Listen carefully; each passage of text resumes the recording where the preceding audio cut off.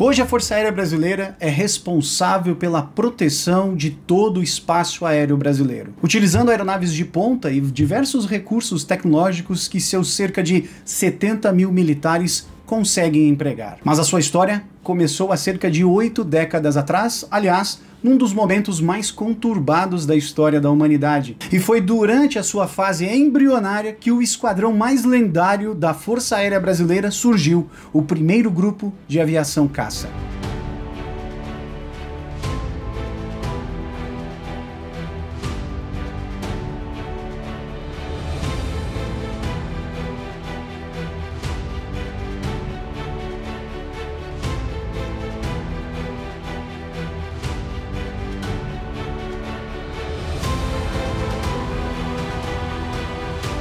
A história da aviação está intrinsecamente ligada com a história do nosso país. Seja com o padre Bartolomeu de Gusmão e seus balões, ou com Santos Dumont construindo e voando o primeiro aparelho mais pesado que o ar, o Brasil também foi um dos pioneiros no uso militar da aviação. Durante a Guerra do Paraguai, o Império Brasileiro utilizou balões de observação para vigiar tropas paraguaias inimigas.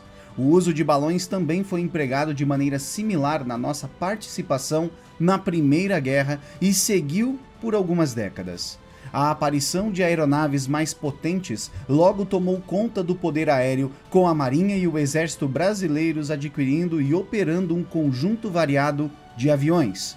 Em 20 de janeiro de 1941, entretanto, a aviação militar brasileira foi unificada sob o comando de uma única organização, o Ministério da Aeronáutica, chefiado por Salgado Filho. Alguns meses depois foi criada a FAB, voltada especificamente para a proteção do espaço aéreo brasileiro com a utilização de aeronaves. O primeiro desafio foi padronizar e estabelecer uma nova doutrina para a força, já que os seus novos integrantes vinham de organizações com culturas e características diferentes. O outro desafio foi a aquisição de equipamentos que conseguissem enfrentar a nova situação global.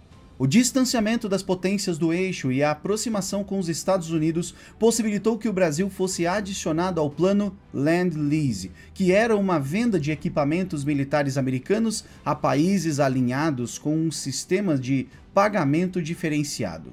E assim como parte da primeira leva de armamentos, a FAB então adquiriu os seus primeiros aviões dedicados à atividade de caça, assim como uma enorme quantidade de aviões básicos de treinamento, como os Fairchild PT-19 e as versões mais modernas do North American T-6. Os 10 primeiros exemplares do P-36A Hawk, fabricado pela Curtiss Airplane and Motor Company, chegaram ao Brasil em 1942. Esses monomotores contavam com uma metralhadora Browning M1919 calibre .30, além de uma metralhadora pesada M2 Browning calibre .50 e um motor Pratt & Whitney R1830 e alcançava velocidades de até 500 km por hora. Os P-36 ficaram sediados então na base aérea de Fortaleza por um breve período de tempo, sendo depois então transferidos para o 6º Regimento de Aviação em Recife. Já no início de 1943, eles foram mais uma vez transladados, desta vez indo para a base aérea de Natal, onde serviram no grupo monoposto monomotor, o chamado GMM. Segundo o livro Sentapua, Brasil, Aviação de Caça na FAB, após a perda de 5 unidades em acidentes de naturezas diversas, os exemplares restantes foram então transferidos para a Escola de Especialistas de Aeronáutica, onde foram utilizados para a instrução em solo para os alunos da instituição.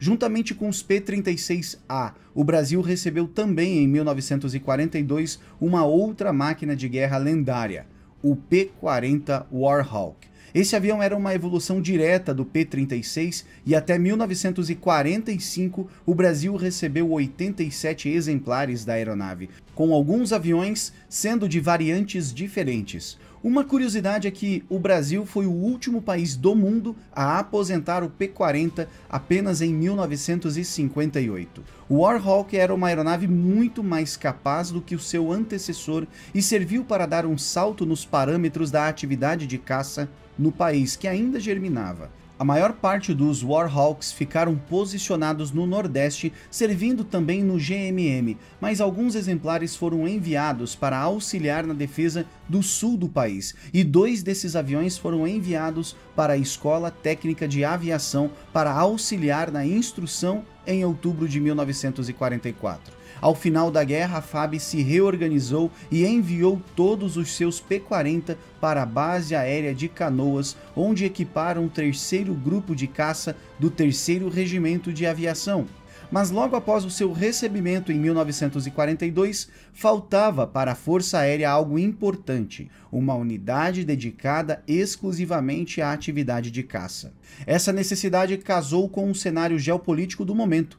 Após o torpedeamento de navios brasileiros na costa do nosso país, que levou a uma grande comoção do público, o Brasil declarou guerra à Alemanha e à Itália em agosto de 1942. Durante o próximo ano foram feitos preparativos com representantes norte-americanos para que o nosso país participasse diretamente do esforço de guerra, enviando tropas para combater o fascismo. E assim, em agosto de 1943, foi decretada a criação da Força Expedicionária Brasileira, que seria o efetivo de tropas que seria treinada para ir para o combate contra o Eixo. Alguns meses depois, em dezembro, foi criado o 1º Grupo de Aviação de Caça, uma unidade dedicada exclusivamente ao emprego de aeronaves de caça.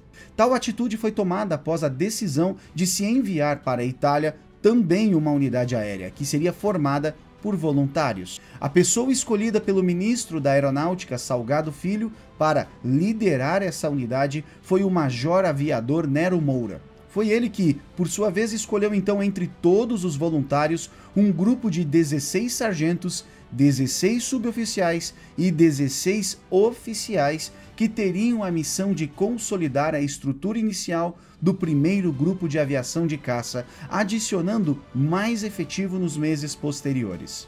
Como a atividade de caça ainda engatinhava no Brasil, as equipes do 1º Grupo de Caça foram enviadas para treinar nos Estados Unidos, como parte de um acordo entre os americanos e o nosso país. E foi assim que em 18 de dezembro de 1943 se embarcaram para lá o comandante da unidade, assim como o oficial de operações, o oficial de informações e 4 comandantes de esquadrilhas que no período de janeiro a março de 1944 fizeram 60 horas de voo de treinamento em caças P-40 na Escola de Tática Aérea em Orlando, na Flórida. Em fevereiro, o resto do efetivo de 350 homens, que contava com aviadores e equipes de solo, chegou a Água Dulce, no Panamá, onde iniciaram suas instruções. Logo se reuniram também com a equipe de oficiais que estava nos Estados Unidos. Foi no Panamá que os brasileiros começaram a sentir como seria o ritmo de uma unidade de caça em combate, participando ativamente da defesa aérea da zona do Canal do Panamá. O brigadeiro Rui Moreira Lima, na sua obra Sentapua, comenta um pouco sobre o que viveram por lá. O chefe de instrução dos brasileiros era o coronel Gabriel Dissoway, formado em West Point. O coronel Dissoway se esforçou para romper as barreiras culturais e principalmente do idioma entre ele e seus subordinados, sendo descrito por Rui Moreira Lima da seguinte maneira, abre aspas, exigente ao máximo, transformou um grupo de pilotos brasileiros sem a mínima doutrina de unidade aérea em um dos melhores esquadrões de combate que passaram pela escola de caça da zona do canal. Acordava às 4 da manhã junto conosco e às 5 já a primeira esquadrilha estava no ar. A instrução de voo não parava até às 12 horas e 30 minutos. Depois tínhamos 1 hora para o almoço. Saíamos para o rancho para ouvir a crítica do voo de manhã na sala de operações. Depois recebíamos aulas teóricas até às 15h30.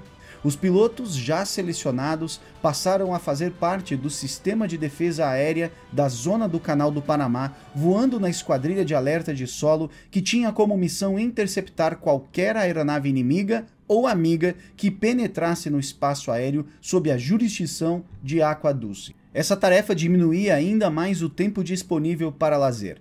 Os pilotos da esquadrilha egressavam a barraca quando o sol se punha. Dissoway, cada dia que passava, aumentava ainda mais a confiança em seus rapazes brasileiros. É verdade que não relaxava a disciplina, estava presente a tudo, no esporte, na câmara de baixa pressão, no voo, no tiro de armas automáticas, no clube dos oficiais, bebendo cerveja com a gente, no cinema na base, no rancho, não havia um momento em que ele não estivesse ao nosso lado. Até a roda de chimarrão do Gastaldoni e do Lima Mendes ele comparecia. Fecha aspas. Juntamente com o experiente coronel, os capitães Cherson e John e os tenentes Camp, Snow e Paley, todos americanos, participaram da formação dos brasileiros no Panamá. Assim que todos os aviadores cumpriram as 110 horas de voo necessárias, receberam seus diplomas e brevês de pilotos de combate, mas a preparação ainda não havia acabado. Agora o próximo desafio seria muito mais intenso, já que os nossos caçadores iriam deixar os seus Warhawks para trás e começar uma nova jornada no poderoso P-47 Thunderbolt. O P-47 foi uma aeronave que foi introduzida em serviço no final de 1942 e representava uma nova perspectiva para a aviação de caça americana. O Thunderbolt era muito maior e mais pesado que outros aviões de caça da época, mas essas desvantagens eram relevadas quando levado em conta sua durabilidade, potência, poder de fogo e alcance. Utilizando um motor com supercompressor, grandes tanques de combustível e uma construção robusta, rapidamente o P-47 ganhou fama pela sua performance em combate. Armado com 8 metralhadoras de calibre .50, podendo ainda carregar várias configurações de conjuntos de bombas, foguetes e tanques subalares, o P-47 foi empregado inicialmente para escoltar as formações de bombardeiros aliados que atacavam as posições do eixo no coração da Europa. Mais tarde, entretanto, foi observado que o seu uso contra tropas em solo era extremamente efetivo. Quando os pilotos do primeiro grupo de aviação de caça iniciaram os trabalhos no P-47, ele era uma aeronave muito moderna e representava o que os Estados Unidos tinham de melhor para oferecer até então. O treinamento no Thunderbolt foi feito na base aérea de Suffolk, na cidade de West Hampton, no estado de Nova York. Assim que chegaram ao território americano, os brasileiros foram colocados em uma quarentena de 2 dias em Camp Schank, procedimento comum para a época para evitar a disseminação de doenças infecto-contagiosas. Abre aspas. Como nada havia para fazer, passamos a bolar brincadeiras, inclusive cantando velhas canções, onde pudéssemos dar ênfase ao coral. Fecha aspas. O Brigadeiro Rui, nas suas memórias, lista algumas canções da época que eles cantaram, que seguiram sendo entoadas nas reuniões do grupo após a guerra. O treinamento de conversão ao P-47 foi muito intenso, com cada piloto fazendo em média 70 horas de voo na poderosa aeronave, com os treinamentos terminando no final de junho. Em setembro de 1944, o primeiro grupo de aviação de caça estava pronto e embarcou no navio Colombe, um navio de transporte de tropas francês operado por americanos que rumava para o teatro de operações na Itália. E foi nesse momento que a iconografia lendária do grupo nasceu. Como menciona o Brigadeiro Rui, abre aspas, na passagem pelo Panamá, tomamos contato com a cozinha americana, de lascar. Comia-se de tudo, inclusive feijão branco com açúcar.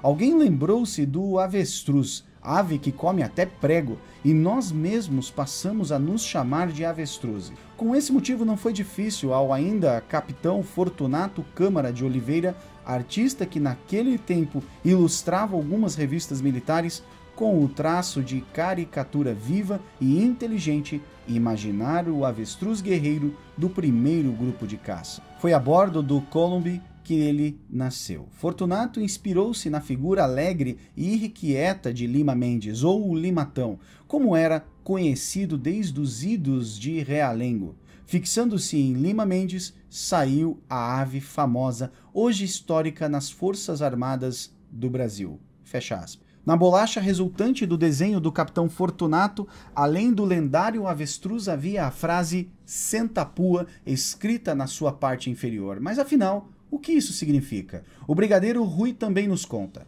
Entre 1943 e 1944, enquanto ele servia na base aérea de Salvador, ele acabou encontrando um ex-instrutor, o primeiro-tenente Firmino Aires de Araújo.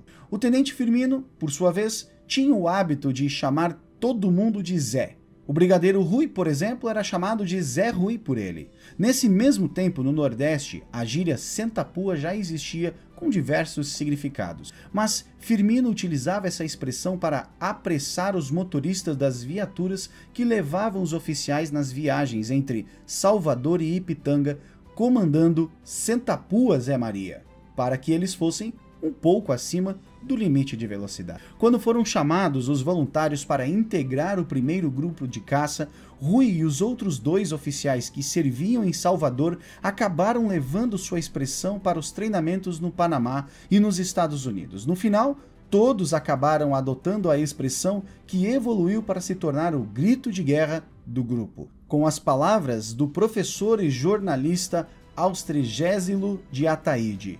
Abre aspas. Senta-pua significa lançar-se sobre o inimigo com decisão, golpe de vista e vontade de aniquilá-lo. Quem vai sentar a pua não tergiversa. Arremete de ferro em brasa e verruma o bruto. Fecha aspas. E assim, essa expressão lendária que é bradada até os dias de hoje ficou marcada na bolacha do grupo de caça. A faixa verde e amarela que circunda a bolacha representa o Brasil, enquanto o avestruz representa os pilotos de caça e seu estômago que resistia à culinária americana. A cobertura do avestruz representa os pilotos da FAB, enquanto o escudo representa a robustez e resistência do P-47, e a pistola disparando lembra o seu poder de fogo. A nuvem onde o avestruz está representa o espaço aéreo e a explosão ao fundo mostra a artilharia antiaérea inimiga. O fundo vermelho, por fim, representa o sangue derramado pelos pilotos que deram as vidas em combate. No dia 6 de outubro de 1944, os nossos pilotos aportaram em Livorno, na Itália, e lá o primeiro grupo de aviação caça foi subordinado ao 350º Grupo de Caça, que era composto por 3 esquadrões de caça americanos e agora de um esquadrão brasileiro. Na época, o tamanho de um grupo de aviação no Brasil era o mesmo de um esquadrão nos Estados Unidos, e por isso o Senta-pua foi conhecido por lá como o primeiro esquadrão de caça brasileiro. Todos os esquadrões tinham um código específico para se identificarem no rádio. Cada esquadrilha dos esquadrões tinha uma cor correspondente e cada piloto dessa esquadrilha tinha um número correspondente. Essa prática e tradição persevera até os dias de hoje nas escolas de formação da Força Aérea, em que esquadrões, unidades aéreas e turmas das escolas de formação usam um sistema semelhante para se identificarem. Na Academia da Força Aérea, por exemplo, as turmas de cada ano possuem uma cor correspondente à mesma utilizada pelas esquadrilhas de caça na Itália na Segunda Guerra. O código designado para o primeiro grupo de aviação de caça foi Jambok. Nenhum brasileiro fazia ideia do que isso significava, então perguntaram ao oficial de inteligência americano do Grupo de Caça 350, que disse que era traduzido para chicote. Todos aceitaram e passaram um bom tempo dizendo que Jambok era chicote e tudo bem. Mais de 20 anos depois, entretanto, um fato hilário ocorreu. Em 1969, o brigadeiro Rui estava em uma reunião comercial representando a sua empresa, a Jacel Jambok. Do outro lado da mesa estava um dos diretores da companhia de cigarros Souza Cruz, Kenneth Light, que perguntou o que queria dizer Jambok. Rui então respondeu que Jambok queria dizer chicote e provavelmente veio de alguma expressão do inglês que Kenneth falava. O empresário respondeu então que essa palavra não existia nos dicionários mais famosos. Ele havia procurado o termo antes da reunião. Rui então brincou que se dependesse dele, ele teria morrido pensando que Jambok queria dizer chicote. Kenneth então propôs que ele iria aprofundar as pesquisas e daria um retorno para Rui. Mais de um mês depois, ele liga para o piloto brasileiro avisando que tinha uma surpresa. Kenneth descobriu que Jambok não era um chicote comum, mas sim um chicote especial feito de couro e utilizado pelos nativos da África do Sul para dirigir o gado, sejam em carros de boi ou manadas. Rui agradeceu e ficou animado, já que agora tinha uma direção para seguir com a sua pesquisa. Em seguida, ele foi para o consulado da África do Sul, no Rio de Janeiro, para procurar mais detalhes. Lá ele teve outra surpresa. A palavra teve origem na Indonésia. Lá foi criada uma vara de madeira para castigar os escravos, chamada localmente de sambok. Posteriormente, a palavra e o instrumento de tortura foram levados para a Malásia. Quando os escravos malaios foram levados pelos ingleses para a África do Sul, introduziram o sambok na língua africana em 1804 com a mesma grafia. Os sul-africanos brancos passaram a adotá-la em seu vocabulário, escrevendo-a de maneira diferente, sjambok. Na África do Sul, o sjambok de madeira foi substituído por um chicote feito com couro de rinoceronte ou hipopótamo velho, utilizando como instrumento de flagelação dos escravos. Quando a palavra chegou no primeiro grupo de aviação de caça, ela acabou perdendo o S inicial e foi acrescida de um C antes do K, por influência do inglês dos Estados Unidos. Ou seja, um esquadrão brasileiro que foi lutar contra os alemães na Itália recebeu um codinome de um americano de uma palavra sul-africana que foi trazida pelos malaios após ter sido criada na Indonésia séculos antes. Essa palavra, que durante séculos trouxe consigo um enorme sofrimento, seria utilizada como o nome de uma unidade que estaria lutando em nome dos mais fracos contra uma força que gerava um enorme terror: o fascismo. Uma verdadeira ironia do destino. Após a chegada no porto de Livorno, as marcas da guerra já estavam claras. Navios afundados, balões de barragem e diversas baterias antiaéreas americanas estavam espalhadas pelo local. Ao desembarcarem, alguns italianos se aproximaram dos brasileiros pedindo cigarros e chocolate, que eram parte do kit de alimentação de muitas das tropas aliadas. Mais à frente, um casal de italianos idosos reviravam lixo procurando algo para comer. Eles não pediram nada, mas o olhar nas suas faces foi o suficiente para que os brasileiros compartilhassem um pouco da sua ração com eles. Após um incidente que foi muito impactante, os nossos militares seguiram de caminhão até a estação de trem local, onde então seguiram de trem para a sua primeira base de operações, no campo de pouso de Tarquínia. Durante a viagem, que foi muito desconfortável e lenta, muitos continuaram pensando no que haviam visto, e que era a sua realidade a partir de agora. Uma carta que o tenente John Richardson Cordeiro e Silva escreveu para sua irmã Gladys explica os ânimos naquele momento. Abre aspas. Enquanto eu sou testemunha da tragédia que destrói a Itália, acabando com o orgulho do seu povo, eu vejo o quanto devemos lutar, quanto sacrifício deve ser feito para que isso nunca ocorra no Brasil. Fecha aspas. Foi no campo de Tarquínia que os brasileiros receberam diretamente dos estoques norte-americanos os P-47 que iriam empregar em combate. As aeronaves do grupo eram adornadas com uma cauda com faixas verde e amarela, com a rodela da FAB nos dois lados da fuselagem e nas asas e com a bolacha do esquadrão no nariz da aeronave. Um detalhe que poucos percebem é que a bolacha na aeronave é oval, enquanto as bolachas utilizadas nos uniformes eram redondas, com ambas não apresentando o desenho do tiro de artilharia antiaérea na maioria das vezes, com essa representação tendo sido padronizada apenas após o final da guerra. A ideia, entretanto, de se adicionar esse detalhe dos inimigos revidando pode ser observada em algumas poucas fotografias em aeronaves e uniformes que surgiu ainda na Itália. Próxima à bolacha ficava uma identificação com as letras A, B, C e D, que representavam na sequência as esquadrilhas vermelha, amarela, azul e verde, e com números sequenciais em seguida. Os voos na Itália só começaram uma semana após a chegada no teatro de operações. Inicialmente, apenas missões de reconhecimento foram executadas. Os pilotos dos esquadrões americanos, por sua vez, fizeram um pequeno show aéreo no aeródromo. Um dia antes, entretanto, o tenente-coronel Nero Moura havia reunido todos os seus subordinados para um briefing, ministrando palavras de motivação e de conselhos. Ele também deu ordens explícitas para que os brasileiros não fizessem nenhuma demonstração aérea. Quando Rui ouviu isso, olhou para o tenente Cordeiro e captou a sua reação. Depois da reunião, Cordeiro disse, abre aspas, seu amigo irá para a cadeia amanhã depois do voo. Eu vou derrubar a tenda do comandante com o meu P-47. Fecha aspas. Todos os seus amigos tentaram em vão convencê-lo a não fazer tal ousadia. No dia seguinte, John ficou detido após tentar derrubar a barraca do coronel Nero Moura com passagens baixas com seu caça. Nas memórias, Rui não se lembra quanto tempo de punição Cordeiro sofreu, mas comenta que ele aprendeu a sua lição. Durante os próximos dias, alguns brasileiros voaram em missões de combate junto com os americanos para conseguir experiência.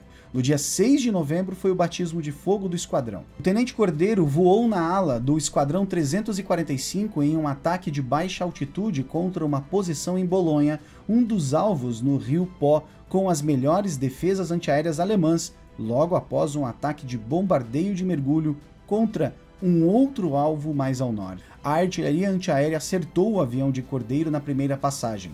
Ele informou ao líder da sua formação que seu motor estava em chamas, perdendo potência e altitude. Ele disse que tentaria saltar da aeronave, direcionando o P-47 para as linhas aliadas, mas o motor parou de funcionar e não havia mais como ganhar altitude. Cordeiro ficou em um dilema entre saltar ou tentar fazer um pouso de emergência. Como ele estava muito baixo para que o paraquedas funcionasse corretamente, tentou encontrar um local para pousar o seu Thunderbolt. Ele achou um local no meio dos Apeninos e levou sua aeronave ao solo. Infelizmente, assim que tocou o chão, sua aeronave explodiu, provavelmente tendo se chocado com algo. Esse foi o fim do querido Tenente Cordeiro. A sua morte, a primeira do Sentapua, foi sentida por todos, mas o seu sacrifício serviu como motivação para que todos se esforçassem ainda mais na sua missão de acabar logo com o inimigo desgraçado que fazia tanto mal. Foi no dia 11 de novembro de 1944 que, finalmente, os brasileiros começaram a operar em voos constituídos unicamente por conterrâneos, sendo então um esquadrão autônomo. Naquela fase da guerra, a aviação do eixo já havia sido duramente atacada.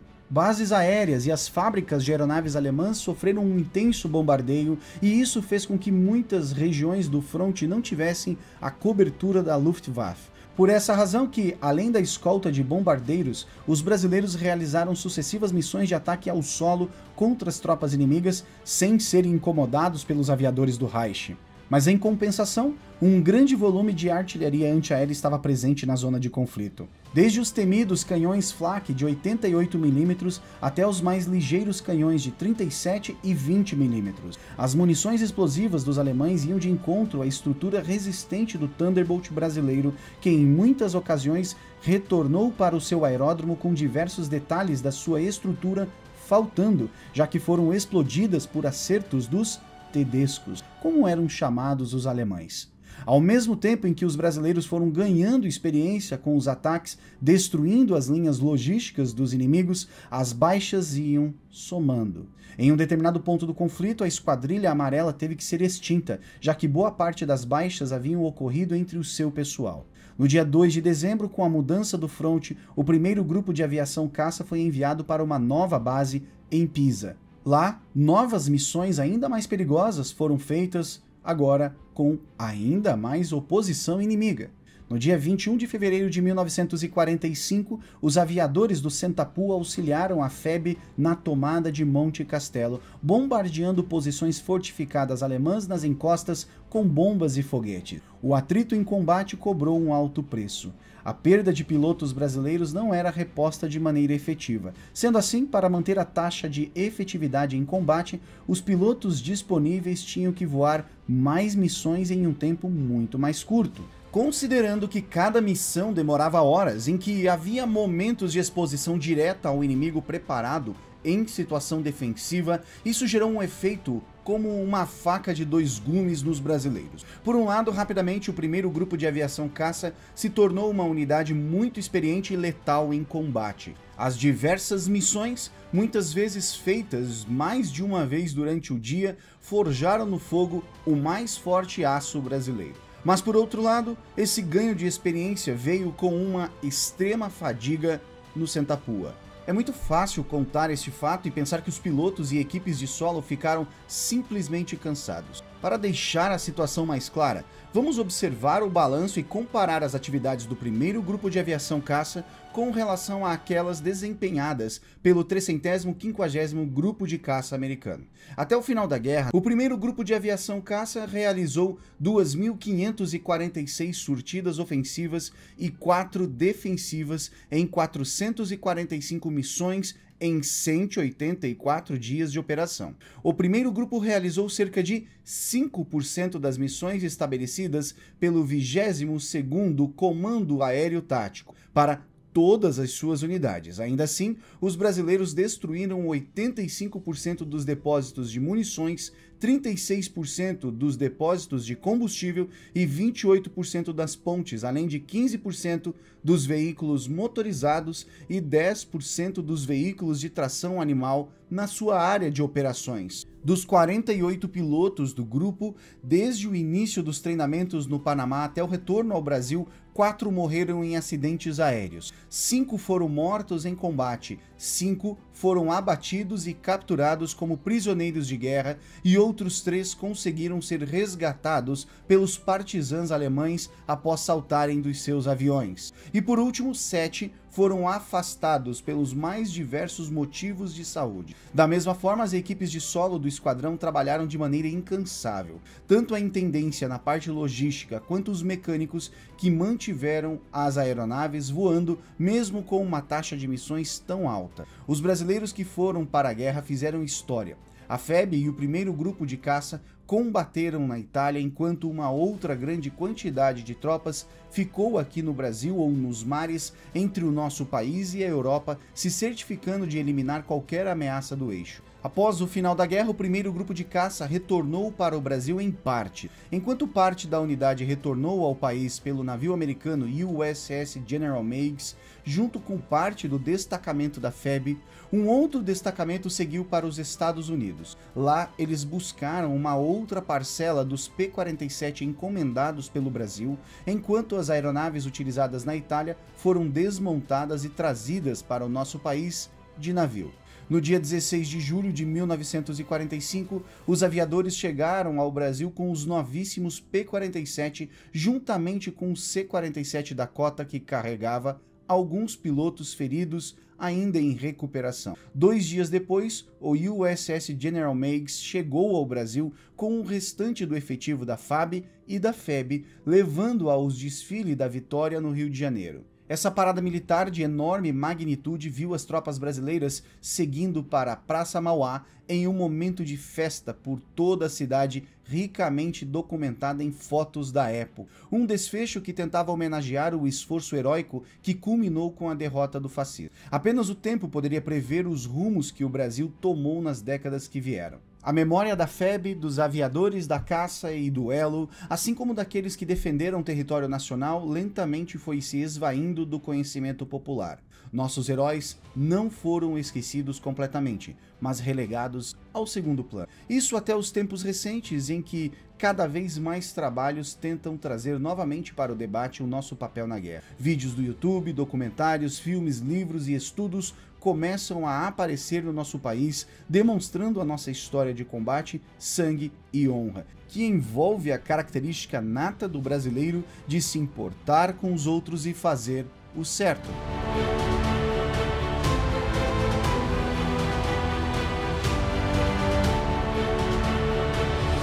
É impossível colocar em apenas um vídeo todas as histórias que cercam o lendário Senta-Pua. E é por isso que nas próximas semanas nós traremos novamente ao canal do Almanac Militar novas histórias baseadas em algumas obras para você, espectador. Um obrigado muito especial ao Vicente Vasques, do projeto Jamboc, ao Luiz Gabriel, do blog Sentando a Pua, e ao professor Fernando Mauro, 3 grandes pesquisadores e estudiosos do Senta-Pua. E fica aqui o meu desafio para você. Se você desconhecia ou conhecia pouco a história da nossa Força Aérea Brasileira na Segunda Guerra Mundial, compartilhe este vídeo. Precisamos disseminar a história de nossos heróis na Segunda Guerra Mundial. E deixe registrado aqui nos comentários Senta a Pua. Um grande abraço e até a próxima.